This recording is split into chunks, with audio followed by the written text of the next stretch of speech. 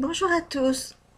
Aujourd'hui, je vais vous parler du tarot Rider-Waite, qui est beaucoup moins connu en France que le tarot de Marseille, même si pourtant, à l'échelle mondiale, il est beaucoup plus utilisé par les tarologues. Alors, il est très intéressant, surtout pour ses arcanes mineurs. On va regarder ça ensemble, parce que c'est vrai que quand on fait du tarot de Marseille, souvent, on utilise les 22 arcanes majeurs, et on n'a pas le courage d'étudier les arcanes mineures qui, c'est vrai, quand on les regarde simplement en visuel, ne sont pas faciles à évaluer, on va dire, et à connaître la symbolique. Alors, si on compare déjà les arcanes majeures, là, je vais vous montrer. Donc ça, c'est le jugement du Marseille, et à côté, on voit le jugement du Rider-Waite. Alors, il n'y a pas vraiment de surprise.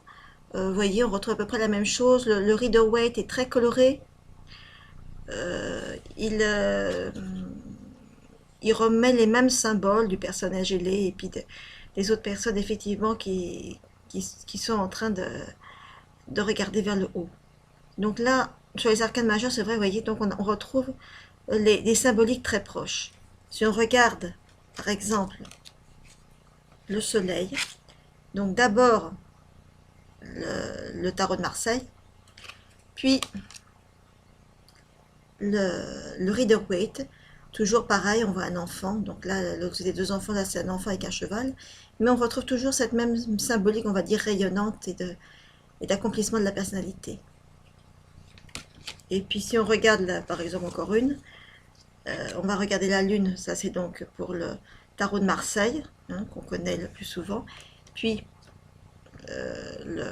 le Rider-Waite, qui toujours représente deux animaux sous la lune, donc toujours cette symbolique un petit peu inquiétante, angoissante de la nuit et de l'imaginaire.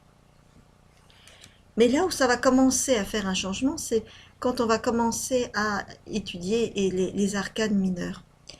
Alors, les arcanes mineurs, effectivement, quand on regarde le tarot de Marseille, on ne sait pas trop. Par exemple, si on prend le 5 de bâton, est-ce qu'on sait si est-ce que c'est une carte à l'endroit? Est-ce que c'est une carte à l'envers? Qu'est-ce qu'elle signifie? Que signifie le 5? Que signifie les bâtons? Bon, on peut arriver bien sûr à apprendre à connaître ces deux significations, mais c'est pas toujours évident. Alors que si on regarde par exemple la même chose, mais cette fois-ci uniquement le 5 de bâton du Rider-Waite, eh bien on voit que non seulement il y a le 5 de bâton, mais on voit aussi des personnages. Donc les personnages vont nous aider à connaître mieux la symbolique. Là, par exemple, le 5, bon, on sait que le 5, c'est toujours un état de crise. Donc, on est dans une situation difficile, on doit trouver une solution. Et on est bien sûr là dans le bâton, donc vraiment dans une notion de désir de quelque chose, d'envie d'action de quelque chose. Donc là, on voit que ça va donner, par exemple, si on regarde la symbolique, un état, par exemple, de conflit entre les personnes ou de rivalité. Donc vous voyez, c'est quelque chose de très explicite à simplement regarder la carte. Et puis si c'est à l'endroit ou à l'envers, on le voit spontanément puisque finalement on regarde l'image.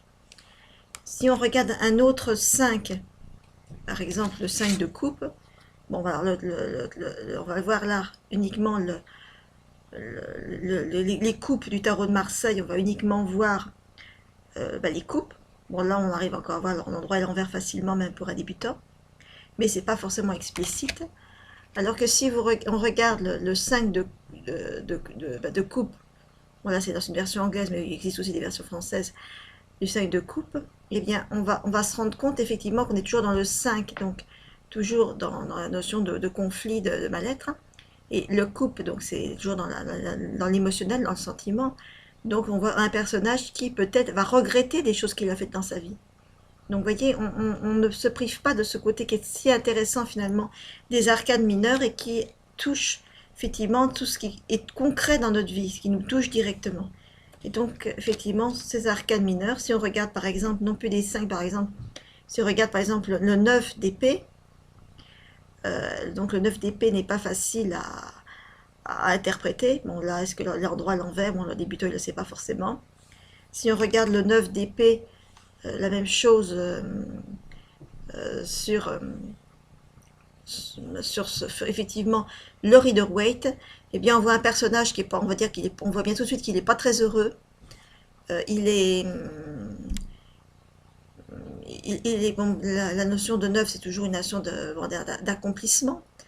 Mais cet accomplissement, il n'arrive pas à se faire bien parce que l'épée, c'est toujours un côté intellectuel, mental. Donc, ce personnage, il va penser, penser, penser. Il est dans un état, on va dire, qualifié d'angoisse. Si on regarde un autre 9, par exemple, donc toujours pareil. Alors là, donc le 9 de denier. Donc le 9 de denier, bon c'est pareil, le tarot de Marseille, là on voit encore qu'il est à l'endroit parce qu'on voit bien sûr la fleur, bon même le débutant peut le voir, mais il faut être sur le symbolique. Si on regarde le Rider-Waite, vous voyez, on a une image, on va dire, explicative. Donc le 9 est toujours dans la notion d'accomplissement, de réussite. Le denier, c'est une notion de matériel. Et on voit bien le personnage qui est entouré de tous ces deniers, on voit bien qu'il est dans une notion de richesse.